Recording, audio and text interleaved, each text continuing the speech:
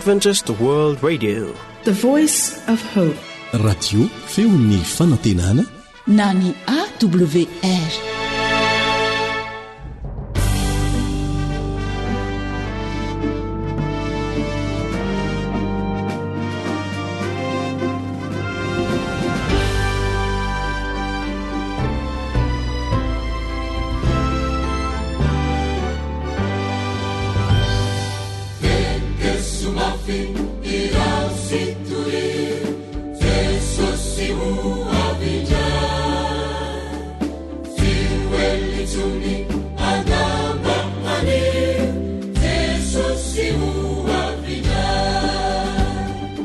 Alasara ny faminanin'ny Baiboly. Alasara ny faminanin'ny Baiboly. Fianarana mitohitoy ireo faminaniana apokaliptika ao amin'ny Baiboly. No man'ny radio Adventista iraisan'ny pirenena na ny feon'ny fanantenana ho anao.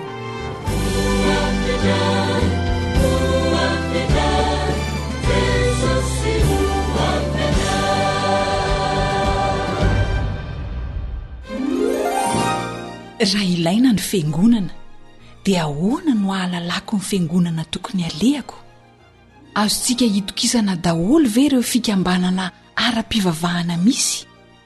Iza ny tondron'Andriamanitra hoe zanaka sisa ao amin'ny apokalipsy? Voalaza ao fa ny dragona dia miady amin'ireo zanaka sisa. Nahoana? Manasanao ary? Anaraka famelabelarana ratsoatra masina, atolotro ny foiben'ny radio Adventista iraisan'ny pirenena na ny AWR, no man'ny Camille Otman, filoha lefitry ny AWR. Ny namanao Eliandry amin'ny tantsoa no nolotra izany amin'ny teny malagasy.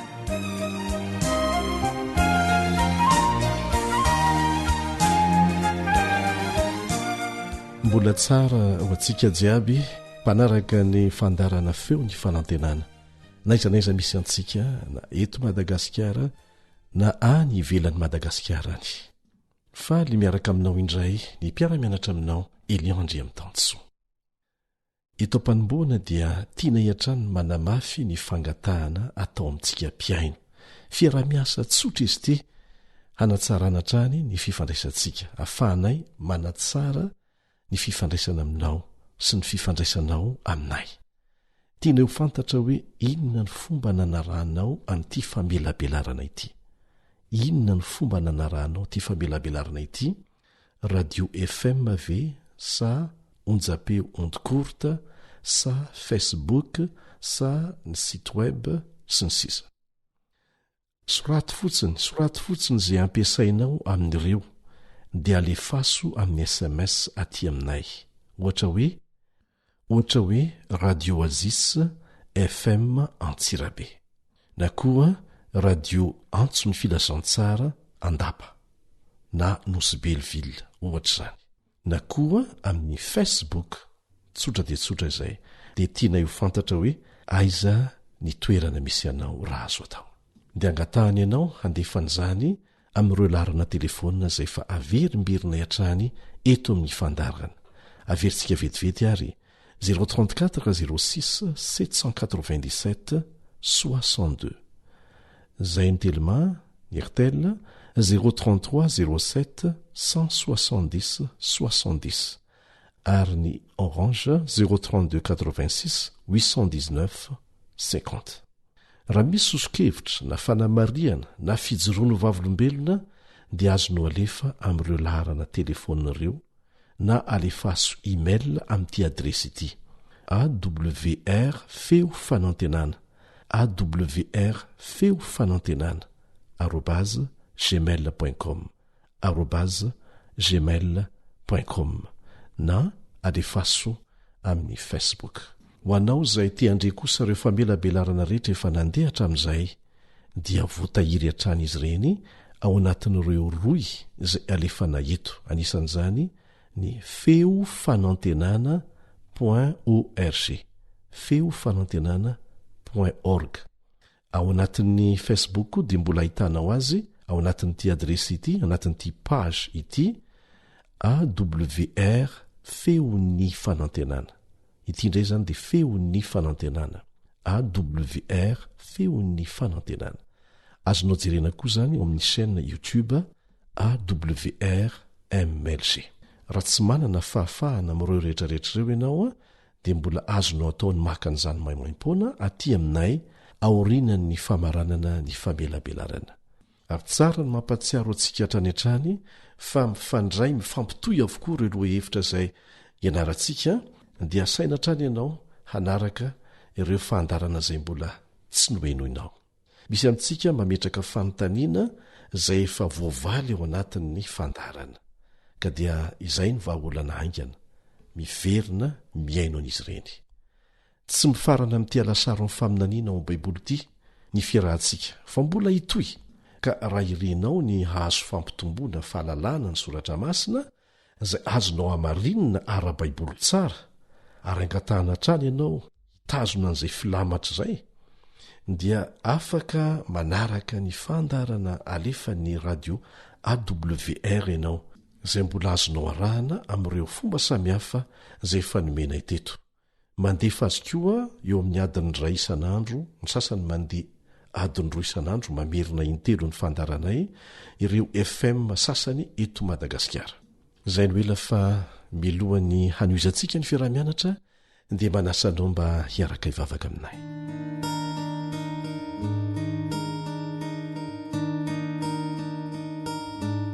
Irainay izay ny an-danitro, misaotra anao noho izao tombon-tsoa omenao anay izao. Misaotra noho ny tombonandro omenao anay. Fahasoavana izany, famindrapo izany. Mangataka anao izay mba hanazava ny saina indray mahakasika ny lohahevitra izay ho resahana eto amin'ity anio ity.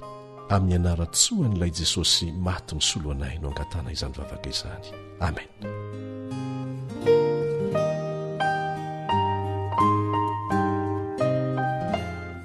Bitoy indray ny fiarahantsika mianatra mikasika ny zanaka sisa.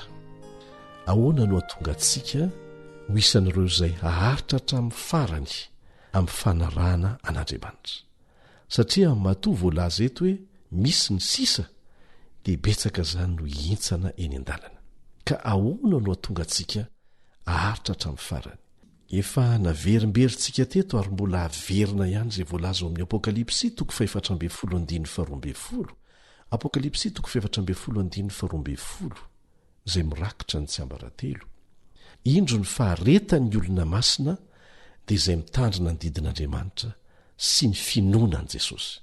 Tsy ny finoana fotsiny na ny fitandremana ny didy fotsiny fa izy roa miaraka raha mino ny famonjena nataon'i Jesosy ho anao ianao ary manolo tena ho azy dia ho tia azy ary izay tia azy dia mitandrina ny didiny.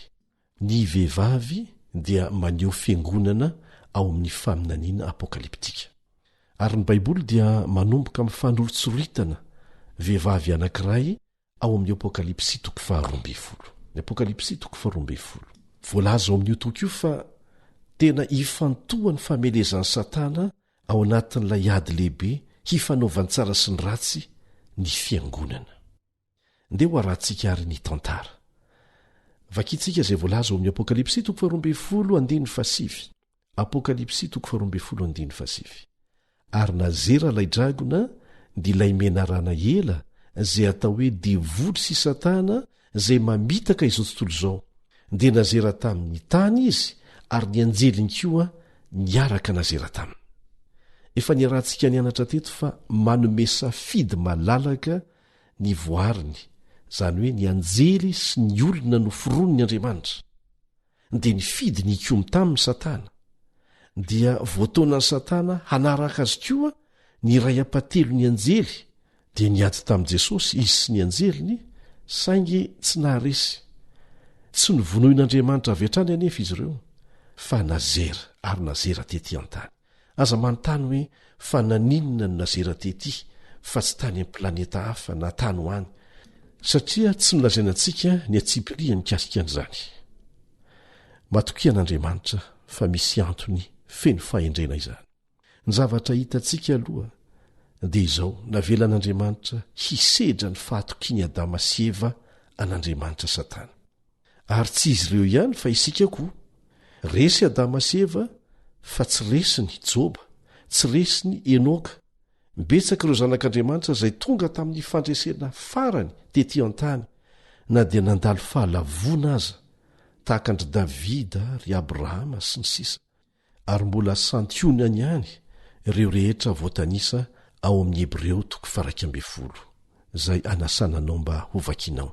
Hebreo 1:10.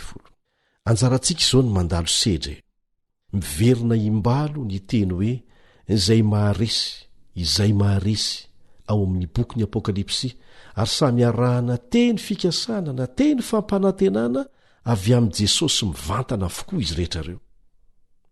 Nandresy ho antsika Jesosy kanefa tsy maintsy raisintsika ho fiainan'izany fandresena izany fa tsy ho lasa finoana manidina fotsiny akory hoe nandresy ho azy Jesosy fa za zay tiako atao zay tiako iainana ny fiainako, satria tsy tokony hifanipaka izany ary tsy ara-baiboly.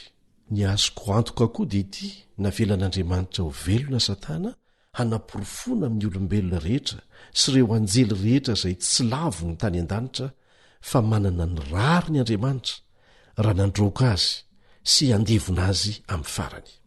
Andeha rahantsika ny tantara amin'ny alalan'ny izay voasoratra ao amin'ny Apokalipsy 12. Apokalipsy 12. Vakitsika ny 14 sy ny 15.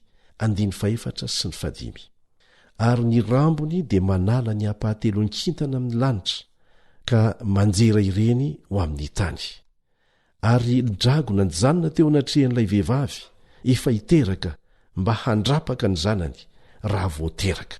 Ary niteraka zazalahy izy izay efa hanapaka ny firenena rehetra amin'ny tehimby, ary ny zanany no vonjena faingana nakarina ho any amin'Andriamanitra dia ho any amin'ny seza fiandrianany.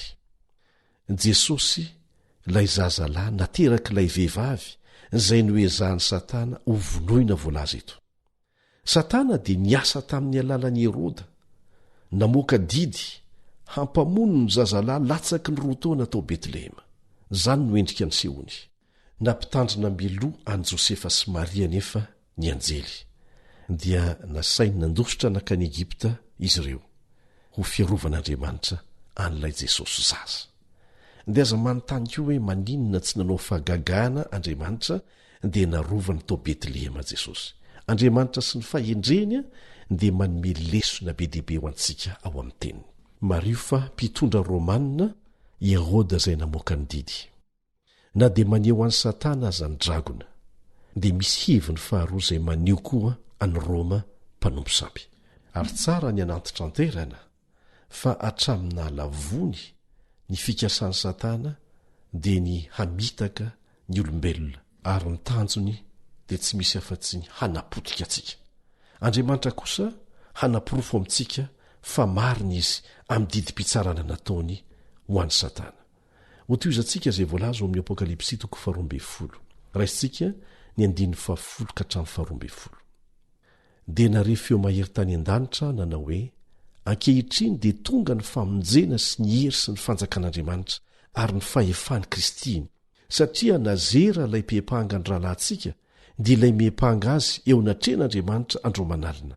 Ary izy ireo naharesy azy noho ny amin'ny rany zanak'ondry sy ny teny filazana azy, ary tsy nakamamy aina intsony izy na dia ho faty aza. Ary noho izany mifalia ary lanitra sy anareo izay monina ho aminy, loza ho an'ny tany sy ny ranomasina, fa nidina ho aminareo ny devoly sady manana fahatezerana lehibe satria fantany fa kely sisany androny. Hitantsika ary fa nazera Satana mpiapanga. Ny vahoaka an'Andriamanitra sisa dia nandresy noho ny amin'ny rany Jesosy zanak'ondrin'Andriamanitra. Tezitra ny devoly satria kely sisany androny.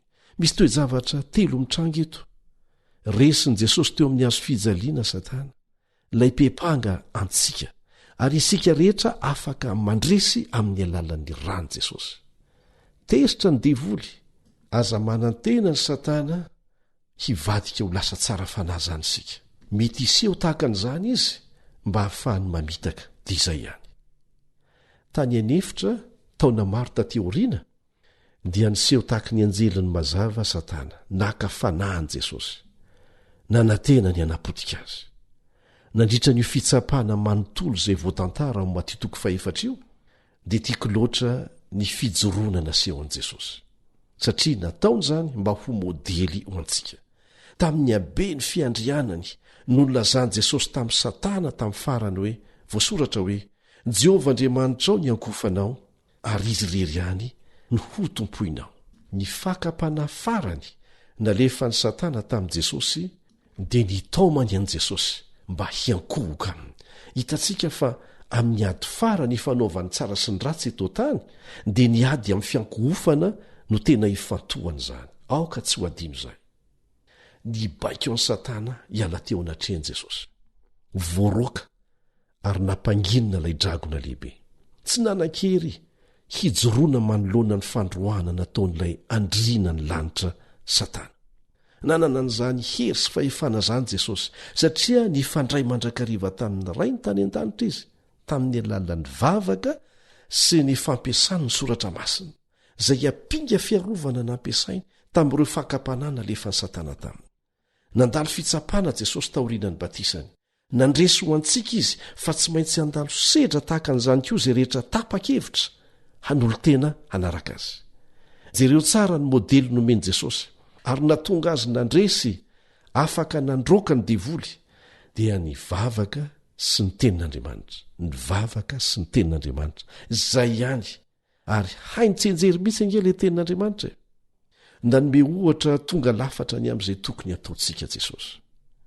Manamafy an'izany izay voalaza ao amin'ny Efesiana 4:10 sy ny 11. Efesiana 4:10 sy ny 11 izay mivaky tahaka an'izao. Farany mahireza ao amin'ny Tompo sy amin'ny heriny faherezany tafio avokoa ny fiadian'Andriamanitra mba hahazoanareo hifahatra amin'ny fanangoleny devoly. Izay ny torohevitra mazava. Teo amin'ny hazo fijaliana dia noezahany Satana ompitehana Jesosy kanefa mbola nandresy ny tompontsika. Nihevitra handresy Satana tamin'io fotoana io kanefa teo amin'izay no hoe veriny fa nandreseny indrindra no nahitany fa hairesy izy. Ny teny farany lazain'i Jesosy dia hoe raio eo an-tananao no atolotro ny fanahiko. Rehefa izany dia nisento lalina izy ary nanandratra avo ny hika ny fandresena ary nanako teny amin'ny avoana rehetra nanodidina izany hika mpandreseny izany manao hoe vita, vita, vita ny famonjenantsika ary vitatreo koa ny amin'ny Satana. Maty tamin'ny mpandresena Jesosy ary nitsangana mba hampandresy antsika. Nisy kotrokorana takona ny masoandro, nisy haizina tahaka ny volon'ondro mainty nameno ny tany, tahaka ny hoe tsy zaka ny tany ny zavatra hitany tamin'izay fotoana izay. Nisy ororo-tany mahatsiravina nampiozogozona ny tany. Naseho an'i Jesosy meloha ny fandreseny, saingy tsy afaka namantatra melohan'izany fisehoan-javatra tampoko izany Satana. Eny, nandresy ho anao, nandresy ho ahy Jesosy. Hoy ny voalaza amin'ny Jaona 4:10 ka hatramin'ny 12. Jaona 4:10 sy ny 12. Tonga ankehitriny ny fitsarana izao tontolo izao, ankehitriny ny andrina izao tontolo izao no horoahana. Ny mpanapaka izao tontolo izao miaraka amin'ireo fitsipiny rehetra dia efa voaroaka. Avarina izy. Amin'ny fomba ahoana no hatanteraka an'izany? Amin'ny kery ve sa amin'ny fahefana? Hoy Jesosy eo amin'ny 12. Ary izaho raha sandratra hiala amin'ny tany dia hitaona ny olona rehetra hanatona. Rehefa mijery ny hazo fijaliana ny olona dia totsy fitiavana eo amin'izany hazo fijaliana izany izy ireo, izay misarika ny fony ho eo amin'ilay mpamonjy azy. Ary izany no hatonga ny faharesena tanteraka ho an'ny Satana ihany koa amin'ny farany. Jesosy dia tsy manery na mandrokoroky anao na mandiso fanantenana anao, tsia. Fomba fiasan'ny Satana izany. Tianao tanteraka fotsiny Jesosy ary naseho an'izany tamin'ny fanolorany ainy ho azy ho anao. Dia nandresy tamin'ny ady mazava tsara izy, natory tao am-pasana izy ary nitsangana tamin'ny maty. Ho azy ho anao daholo izany rehetrarehetra izany. Jesosy ny mpamonjintsika tokana. Izy rery ny manana ny fanalahidin'ny fahafatesana ary afaka manangana amin'ny maty izay rehetra nanaiky hiandany amin'ny ampahabemaso. Tanteraka niraka famonjena nataon'i Jesosy ary niakatra ny an-danitra izy. Taoriana ny akaran'i Jesosy dia nahodiny Satana natodiny ho any amin'ireo mpanaradian'i Kristy ny fahatezerany. Tsy maintsy novainy ny tetikadiny. Noho izany ilay ratsy zany dia manenjika ny mpianatra Kristy tsirairay izay manaparitaka ny afatry ny filazantsara amin'izao fotoana izao. Maty martiora avokoa ny mpianatra Jesosy rehetra, afa-tsy anankiray ihany. Tsy misy mampanahy nefa fa lehibe ny valisoan'izy ireo any an-danitra sy ny valisoan'izay rehetra tapa-kevitra ny hijoro ho an'i Jesosy hatramin'ny farany.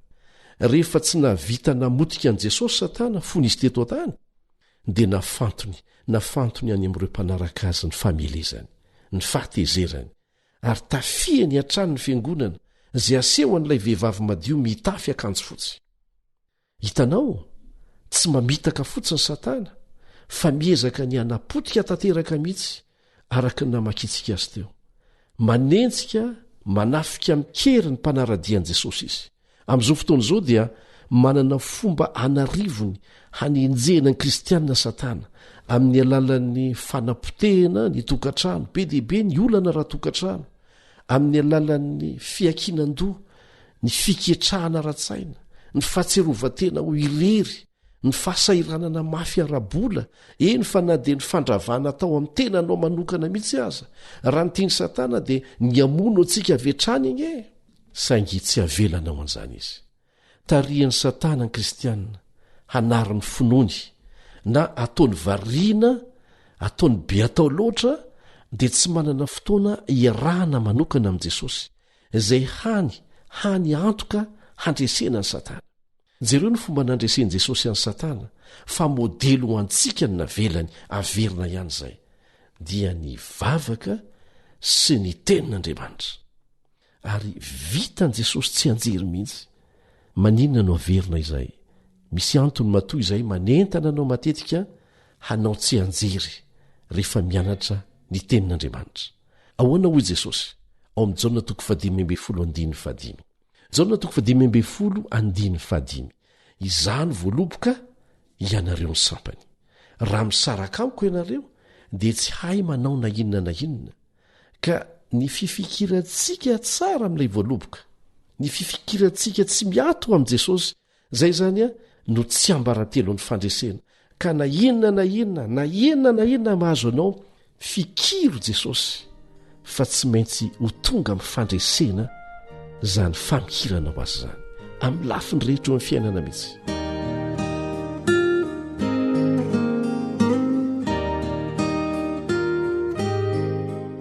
Tamin'ny andron'ny Constantin, araka ny efa nitantaratsika azy teto, dia nitambatra ny fiangonana sy ny fanjakana. Nandritry ny fotoana fohy dia nianoka tamin'ny fankasitrahan'ny fanjakana ny fiangonana sy ireo laza tsy mahazatra. Rehefa vitan'ny Satana nampifandray tanana ny fiangonana sy ny fanjakana, dia nampiasainy zany hanenjehana n'ireo rehetra izay joro tamin'ireo fahamarinana madio ara-baiboly, izay nantsoina hoe protestant. Ny hoe protestant moa zany dia avy amin'ny hoe protester, manohitra izay tsy mifanaraka amin'ny tenin'Andriamanitra izy ireo. Hozerentsika ny fomba nisehoany izany fanenjehana izany, izay efa voalaza milota ao amin'ny Apokalipsy 12:1. Apokalipsy 12:1 manao hoe, ary raha vehivavy kosa nandositra nakany anefitra, izay nisy fitoerany namboarin'Andriamanitra mba ho velomina any 720 andro izy. 720 andro. Tsaroantsika ngamba izay fahelam-potoana lava izay. Afrina re zany alavam-potoana izany, tsaroa fa ao amin'ny faminaniany Baiboly ny andro anankiray ara-paminaniana dia midika ho taona iray ara-baky teny. Zany hoe ilay 720 andro zany dia midika ara-baky teny 720 taona. Zay ny faharetan'ilay fanenjehana. Hoy ny voalaza amin'ny Ezekiela 4:4 manazava an'izany, ny indray andro nataoko solo ny herintaona ho anao. Dia mbola manampy an'izay koa izay voalaza ao Nomeri 4:4. Tany anefitra ny fiangonan'Andriamanitra sisa nandritra ny fanenjehana naharitra 720 taona. Mario fa vanim-potoana iray ihany teo amin'ny tantaran'ny tany no azo anehoana an'io isan'ny taona manokana nanenjehana ny kristianina io, ary maneho zavatra lehibe zany. Manasanao hifantoka tsara. Io fotoam-pahoriana io dia miverimberina ny filazana azy eo amin'ny baiboly satria io ny fotoana ratsy indrindra tsy mbola natrehny vahoaka an'andriamanitra hatramin'izay. Lazaina koa hoe fotoana ny aizina izany fotoana izany, na ny enjehana ny kristianina izay mijoro amin'ny tenin'andriamanitra madio manoatra noho ny fanenjehana biby masika. Zao ny voalaza ao Matio 4:20. Matio 4:20. Fa amin'izany andro izany dia isy fahoriana lehibe izay tsy mbola nisy toa azy hatr'izay nendohany izao tontolo izao ka mandraka ankehitriny sady tsy hisy intsony. Kanefa izao ny fampanantenana omen'Andriamanitra amin'ny alalan'ny mpaminany Isaia ao amin'ny Isaia 7:7. Isaia 7:7 manao hoe: raha avy tahaka ny rano mariny fahavalo, ny fanahiny Jehova dia hanangana faneva isakana azy. Tsy maintsy mifikitra amin'ny Jesosy sy ny fitsipiny isika raha te handresy ny ratsy. Amin'izao fotoana ankatoko ny farany amin'ny tantara izao dia hita fa mbola mirahina ny fiangonana malaza sy ny fanjakana.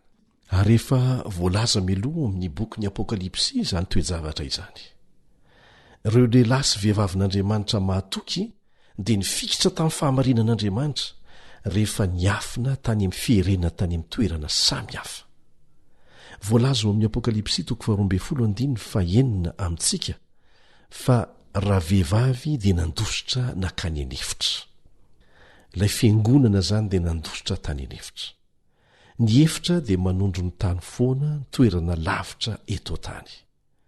Nandositra namonjy ny ainy ny vahoaka an'Andriamanitra ary nihery tany amin'ny toerana fialofana. Tsy afaka niasa pahabe maso ny fiangonan'Andriamanitra tamin'io vanim-potoana io. Saingy ny rana latsaka ireo martiora kosa dia lasa nampiroborobo ny fitoriana ny filazantsara maneran-tany. Ny Vaudois no vahoaka tany Eoropa nandray voalohany ny dika tenin'ny Soratra Masina. Anjato taonany talohan'ny fanavaozam-pivavahana dia efa nanana ny baiboly vita soratanana tamin'ny tenin-drazana izy ireo, ary nanana ny fahamarinana tsy nisy fiovana izy ireo, ary nenjehana noho ny fitazonany ny tenin'Andriamanitra mahadiodio. Ny tantara dia manam-pirofo fa ny fiangonan'ny Roma izay nampivady ny fivavahana kristianina sy ny fanompo-tsampy tamin'ny anaran'ny fanjakana no fahefana nanenjika ny mpanaradian'i Jesosy nandritra ny 930 taona. Izany hoe tamin'ny taona 835 taorianan'i Kristy hatramin'ny taona 870. Voarakitra mazava ara-tantara izany ary manaiky ny nisiny izany avokoa na ny mino an'Andriamanitra na ny tsy mpino azy. Tsy azo fafana izany fotoana lava be izany 930 taona izay mahagaga fa efa hita ny tenin'Andriamanitra mielobe. Nanomboka tamin'ny taona 835 taorianan'i Kristy izany io vanim-potoana io, rehefa tonga tamin'ny fahefana faratampony ilay fiangonana izay nampifangaro ny fivavahana amin'ny sampy sy ny fivavahana kristianina. Ary izany dia noho ny taratasin'ny Justinien izay amperora romanina izay nanaiky azy ho evekany Roma tamin'izay fotoana izay sy ho lohan'ny fiangonana rehetra. Averina ihany fa ny farana tamin'ny taona 870 i fotoana fampijaliana ho an'ny kristianina io, rehefa nataony Général Berthier, Général'ny Napoléon Babo, ny lohan'izany fiangonana nanenjika izany. Voalaza ny firaketana ny tantara fa nahatratra hatrany amin'ny 50 tapitrisa farafakeliny, 50 tapitrisa farafakeliny ny kristianina maty noho ny fijoroany tamin'ny finoany nandritra ny fotoana ny didy fampamonoana nataon'ny fiangonana tany Roma io. Ary izany ny vokatry ny fampivadiana ny fivavahana marina madiodio sy ny fanompo-tsampy tohanany fanjakana. Tao anatin'ny fotoana izay namoahana ny didy mafy dia mafy hanenjehana ny kristianina, tao anatin'izay fotoana izay indrindra no namantsiany Martin Luther teo amin'ny varavara ny fiangonana Wittenberg ireo asa-karoka mikasika ny baiboly miisa 5 izay nataony, ary niteraka ny fanavaozana ara-pivavahana protestanta. Tamin'ny 30 Oktobra 1715 no nisehon'izany.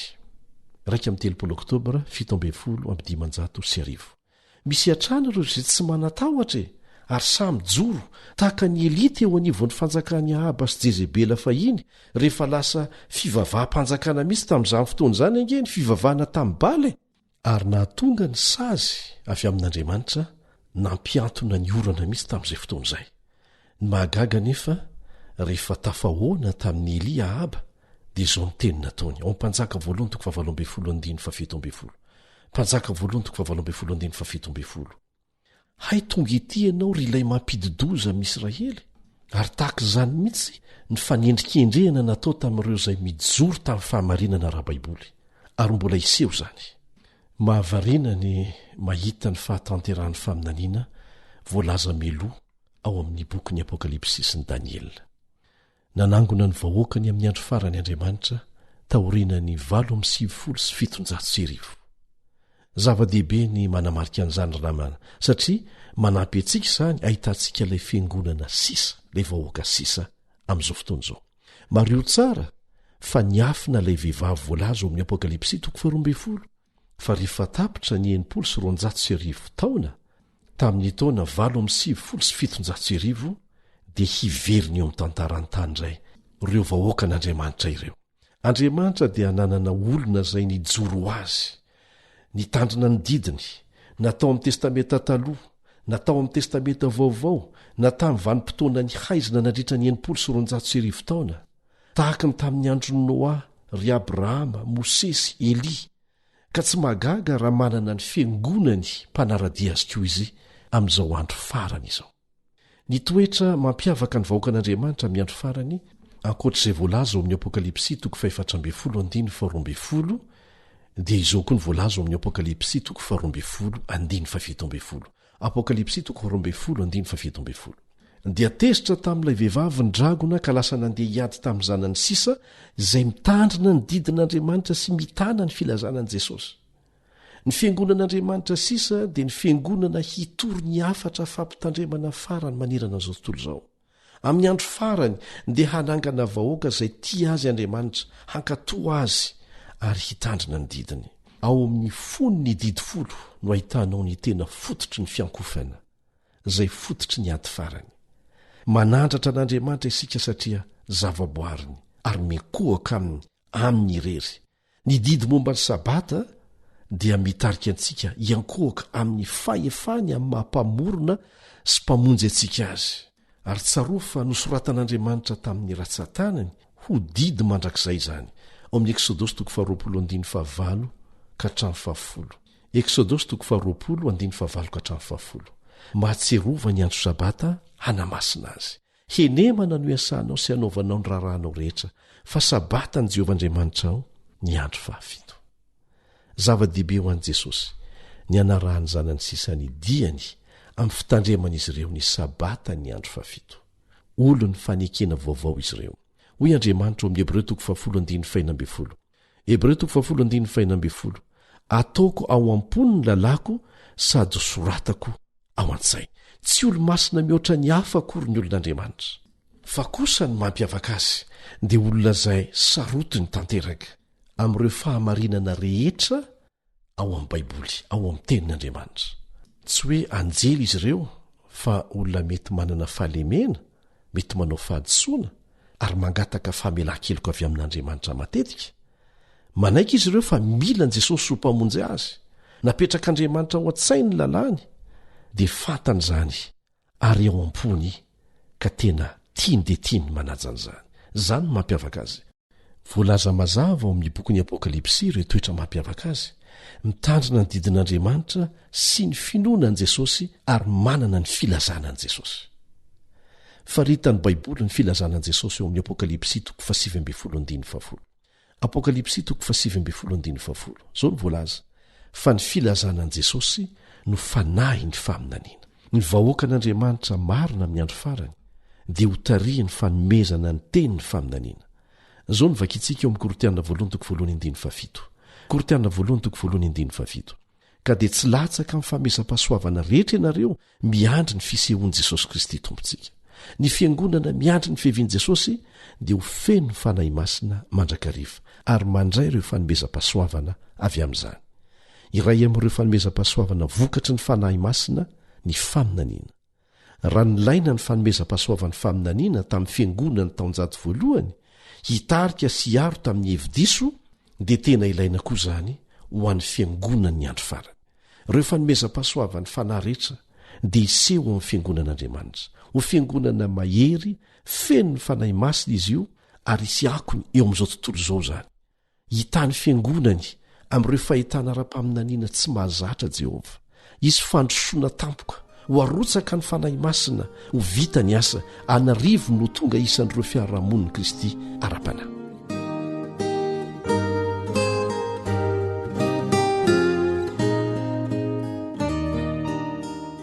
Naniraka ny mpianan' Jesosy ho any amin'izao tontolo izao. Ny fiangonana marina dia ho vatana anankiray maneran-tany voatokana ho an'i Kristy mankatoy ny teniny ary mitory izany filazantsara izany maneran-tany. Araka ny baiko nomeny Jesosy azy ireo ao Matteo 7:20 ka hatramin'ny 20. Ny Apokalipsy 4:14 dia mamaritra ty hetsika ity amin'ny andro farany. Zao ny voalaza ao Apokalipsy 4:14.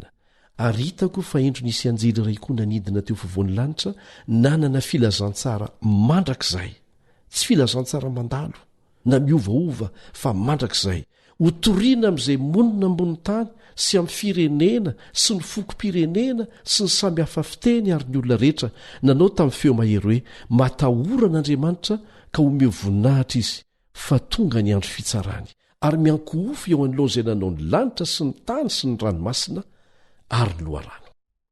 Ry namako, tsy hetsika kely ivelan'ny antoko-pinoana akory izany fa hetsika maneran-tany izay mitory ny filazantsara ny feo mahery.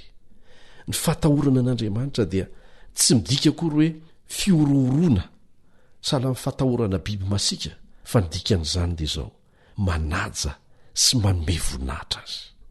Matahoran'Andriamanitra ka omeo voninahitra izy.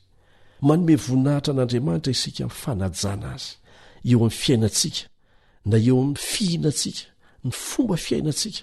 Ary izany dia mazava tsara amin'ny Korinthianina 2:19-20. Korinthianina 2:19-20 manao hoe ho amin'izany na mihinana na misotro ianareo na inona ataonareo dia ataovo voninahitr'Andriamanitra izany rehetra izany. Fa tsy sanatria novonjena isika mba hanitsakitsaka ny didin'Andriamanitra ary hanao kitotoa ny lafiny ara-pahasalamana sy ny fitondrantenantsika.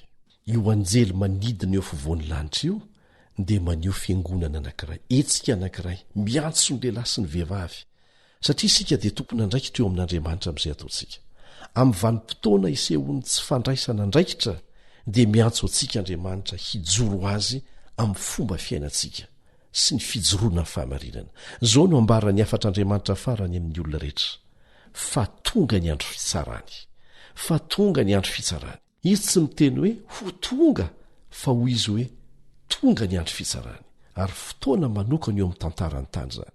Ny antso farany ataon'Andriamanitra dia ny fiankohofana ampahary, ary ny sabata izay marika avy amin'Andriamanitra hamatarany ny tena zanany dia anisan'ny hafatr'Andriamanitra maika amin'ny andro farany izay mifanohitra amin'ny mariky ny bibidia. Ka aiza ary no ahitanao ny fiangonana manana andro toetoetra voalaza mampiavaka azy ireo. Zao no vakitsika amin'ny Lioka 1:17. Lioka 1:17. Ary hoy izao aminareo, mangatady omena ianareo, mitadiava dia hita ianareo, dondono dia ho voany ianareo. Ireo izay mikatsaka ny fahamarinana amin'ny fony rehetra dia tsy maintsy ahitan'izany. Ny zanak'Andriamanitra sisa izany dia haneho ireo toetra mampiavaka ny fiangonana marina voarakitra ao amin'ny Apokalipsy 2:12 sy ny Apokalipsy 2:14-12.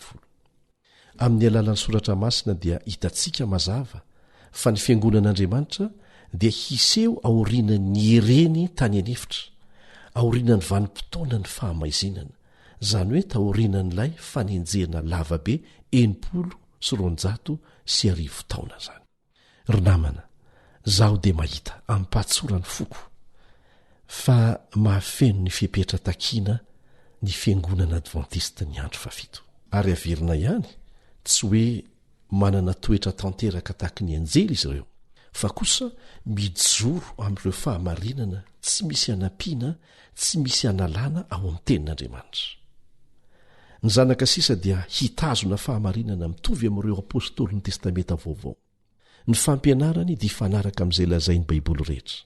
Ny fiangonan'Andriamanitra voalohany tao amin'ny testamenta vaovao dia tsotra kanefa ara-baiboly. Ny fiangonan'Andriamanitra amin'ny andro farany dia tsotra sy ara-baiboly ihany koa.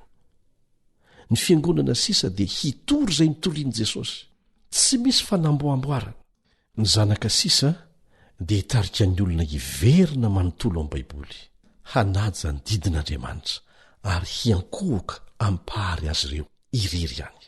Ireo zanaka sisa dia hitory ny afatry ny andro farany, ny afatry ny anjely telo amin'ny Apokalipsy 4:12, izay manao antso farany amin'ny olona rehetra maneran-tany mba hiverina hiankohoka irery ihany amin'ilay Andriamanitra namorona sy namonjy azy. Hatahotra n'io Andriamanitra io, izany hoe hanaja sy tandrina ny didiny ary hanao antso amin'ny olona rehetra mba hivoaka avy ao Babilôna satria horavan'Andriamanitra Babilôna. Koa mila mitandrina isika, mila mitandrina ny amin'ny bibidia sy ny sariny ary ny marika mampiavaka azy. Ny fiangonan'Andriamanitra dia ilaza amin'ny olona ny fomba hialana amin'ny mariky ny bibidia. Ny zanaka sisa dia hetsika maneran-tany hamitana iraka, mitory ny filazantsara ny firenena rehetra, ny fokom-pirenena, ny samy hafa fiteny, ny olona rehetra. Izy io dia ho hetsika manatratra ny lehilahy sy ny vehivavy avy amin'ny foko rehetra, ny fiteny rehetra, ny finoana rehetra, araka ny voalaza ao amin'ny Apokalipsy 4:14 ka ny 5 sy ny 7. Ny fiangonana advantista ny andro fafito dia mivelatra indrindra amin'ny iraka protestanta iraisam-pirenena maneran-tany, satria efa mihoatra ny 500 ny firenena misy azy. Ny zanaka sisa dia ampianatra fa ny famonjena dia amin'ny alalan'i Jesosy Kristy irery ihany, izy no filazantsara mandrakizay.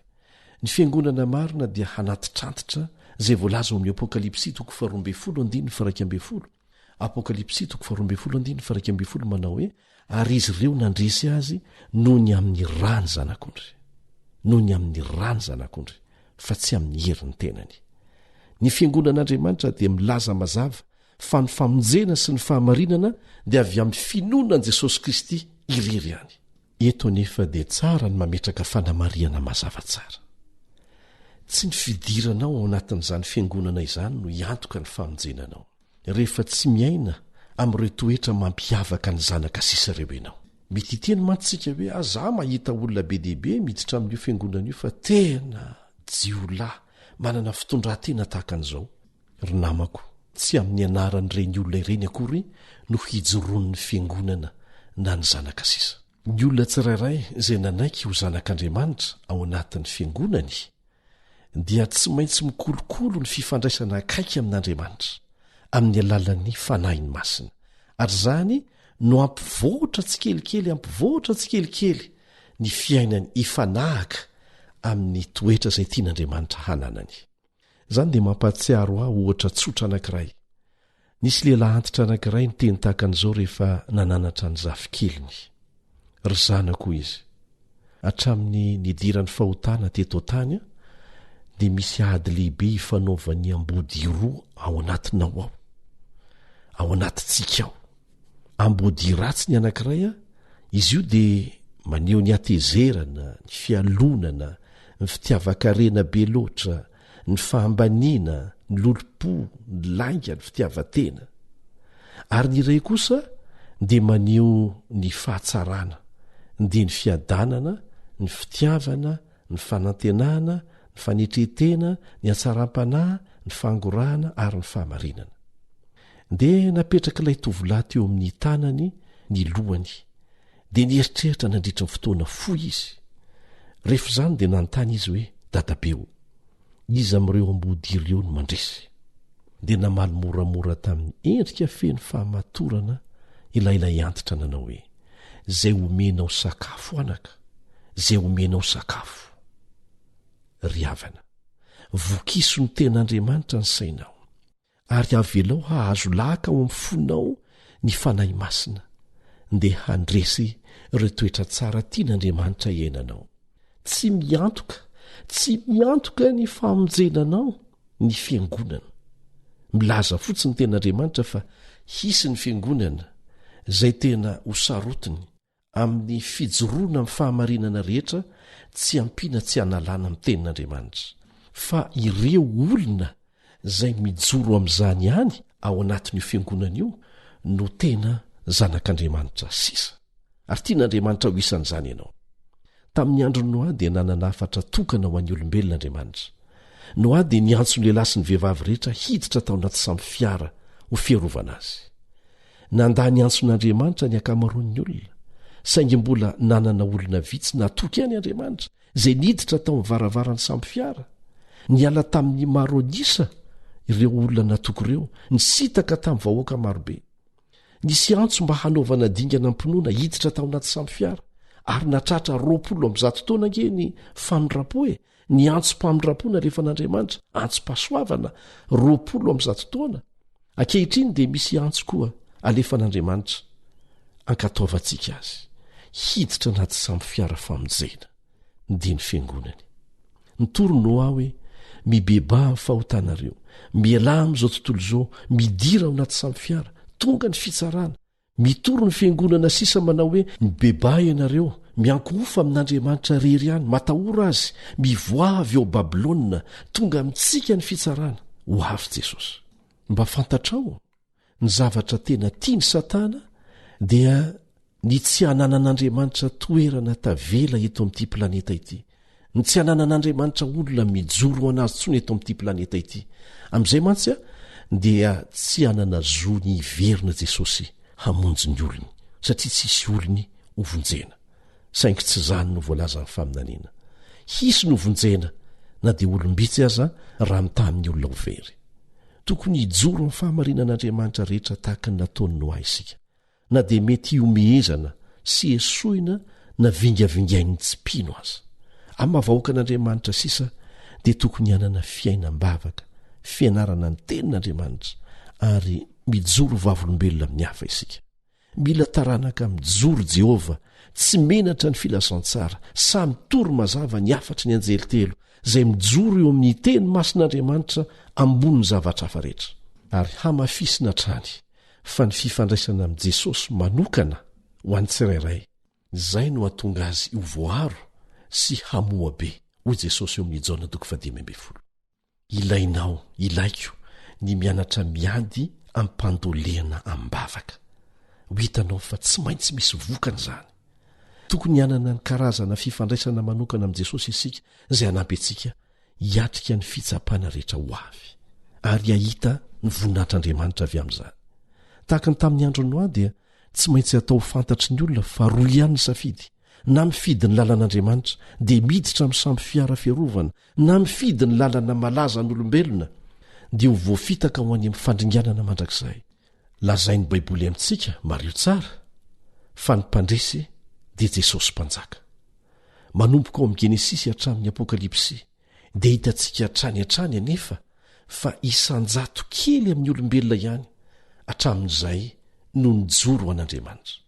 Dinio aniany amin'izany vitsy vahoaka sisa dia ireo mijoro tanteraka amin'ny didin'Andriamanitra amin'ny fony manontolo, kanefa izao ny teny mazava nataon'i Jesosy ho azy ireo. Ao amin'ny Luka 12:12. Luka 12:12. Aza matahotra ry ondro vitsy, fa efa sitraky ny rainareo ny hanome anareo ny fanjakana, ka tsy ny habetsahana ny zava-dehibe fa ny kalitao. Tena tery ny lalana makany amin'ny fiainana, vitsy ny mahita azy hozy Jesosy, fa migodana be ny lalana makany amin'ny fahaverezana, be dehibe ny mirohatra makany. Hevery fa niditra tao amin'ny samy fiara mahavitsy anisa azy Noa, nefa nanjary maro anisa rehefa nivoaka avy tao amin'ny samy fiara. Rehefa velantsika hiasa amintsika ny herin'i Jesosy dia tsy maintsy mivoaka ho mpandresy isika. Tsy tokony hisy vokany amintsika ny fahatezeran'ny Satana. Fa valo efa resy izy, resy tamin'ny ady tany an-danitra, dia nazera resin'i Jesosy teo amin'ny hazo fijaliana, efa very ny fanapahany, ho resy ara-dalàna amin'ny ady ny satana amin'ny fitsarana lehibe farany mbola ho resy indray izy rehefa hanafika ny tanàna masin'andriamanitra ary amin'ny farany dia hiatrika ny faharesena handevonana azy amin'ny fariafo milohan'izany rehetrarehetra izany izay fa fantatry satana tsara nie dia ataon'izay atonga ny olona tsy handreny fampitandremana farany manangana rindrina amin'ny kafanampo satana mametraka sakana kanefa tsisy asakana ny fitoriana ny filazantsara ry namako ataovy azo antoka fa tsy misy zavatra na olona afaka manakana anao amin'ny fifandraisana amin'i Jesosy azavela isy hanakana anao tsy hianatra ny tenin'Andriamanitra hivavaka sy ady ny ady tsara eo ambany fitarian'ny fanahy masina voalaza ny tenin'Andriamanitra fa tahaka ny liona mierona satana amin'izao fotoana izao mitady izay ho arapany satria fantany fa kely sisa ny androny dia miezaka manakivy anao amin'ny fomba rehetra izy saingy izao rehefa mifikitra amin'ny tanan'i Jesosy hatramin'ny farany tananao ireo fefy ny rindrina ny olana ny sakana rehetra dia enjera avokoa tahaka ny mandan'i Jeriko rehefa Jehovah ny momba anao dia tsisy asakana anao ho tonga amin'ny fandresena aza laim-panahy hanamaivana ny herin'Andriamanitra hanomezana fahafinaretana ny sofina fotsiny na ny fifandraisana amin'ny samy olombelona hampandeferana ny marina tsy fotoana ny fanamaivana ny zavatra izao ny ho avinao mandrakizay mihitsy ange no resahana eto miamanakaiky hatrany fotoana any enoany trompetra farany dia tsisy intsony famindrapo fanondrony aorianan'izay ry namako reo izay samy ijoro ho an'i Jesosy amin'izao andro farany izao dia ijoro ho azy ireo koa Jesosy ao amin'ny fitsarany lanitra anjaranao misafidy ry mpiara-mianatra amiko tiany Jesosy ho azy mandrakizay ianao tia ny ara-mandresy aminy ianao tia ny andova ny fiainana mandrakizay fa nomaniny ho anao ianao maniry ny iray amin'ny vahoakan'Andriamanitra sisa amin'ny andro farany venao ary maniry no atao batisa raha izay ny fanirianao raha izay ny valiteninao dia manorata fotsiny hoe eny maniry atao batisa aho ary te ho isan'ireo izay vahoakan'Andriamanitra sisa handova ny fiainana mandrakizay ndeha hivavaka isika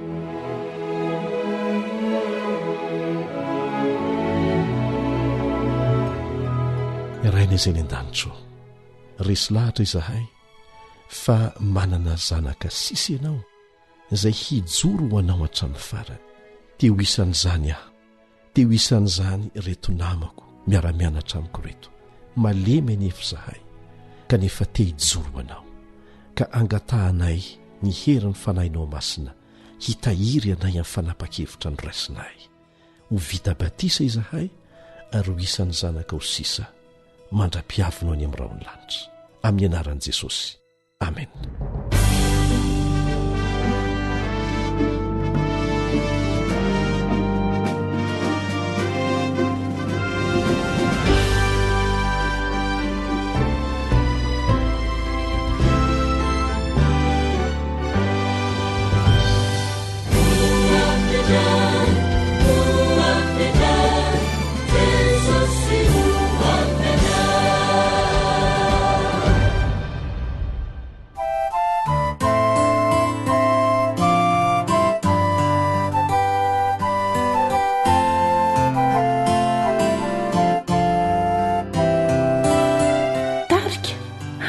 Kristy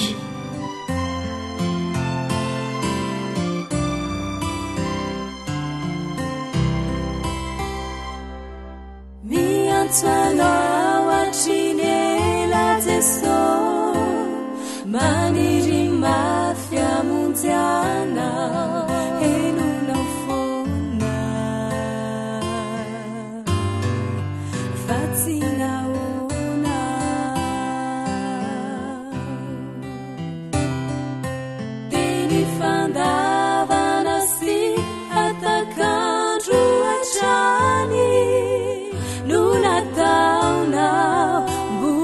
Andrani findray androany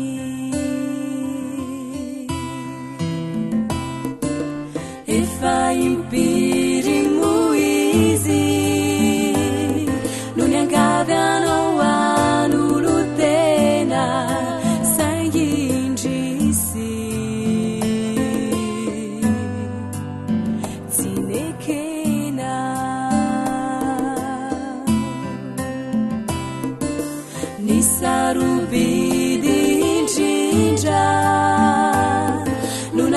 tokony ho famonjena hatramin'ny ainy dia nomeny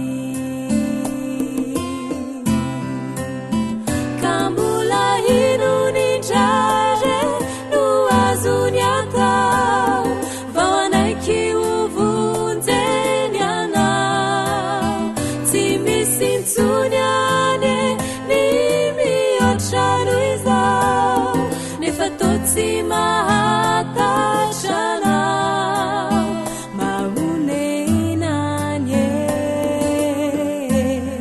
ny safidinao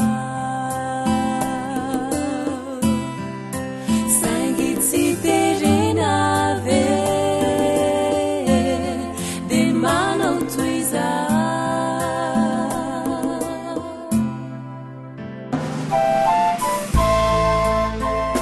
ilay feo ny fanantenana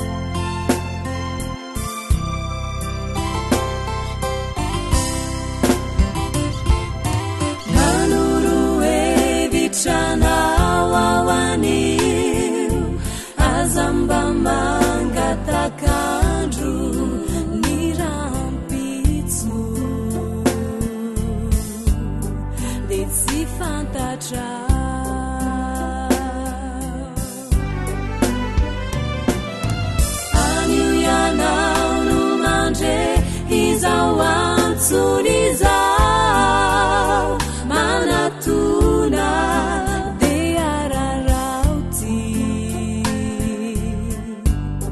mbola fakianao fa marobe toko safawe atiwatsi vawibe baka tiditikyuireu nyandriwe falebe vawanubwananjamalitra denampiandri hainudimandri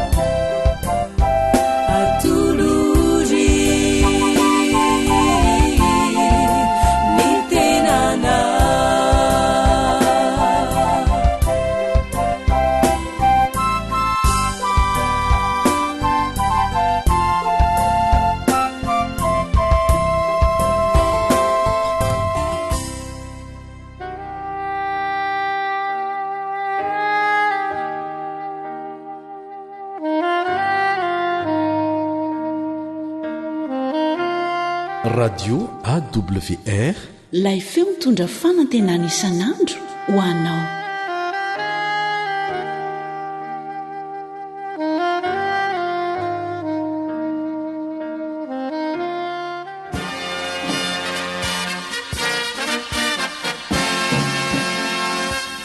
Adventist World Radio, the voice of hope. radio feon'ny fanantenana. Ny farana treto ny fanarahanao ny fandaharan'ny radio feo fanantenana na ny AWR amin'ny teny malagasy. Azonao ataony mamerina miaino sy maka maimaimpona ny fandaharana vokarinay amin'ny teny pirenena mihoatriny 100 amin'ny fotoana rehetra. Raisoaryn'ny adresy ahafahanao manao izany: www.awr.org na www.feofanantenana.org.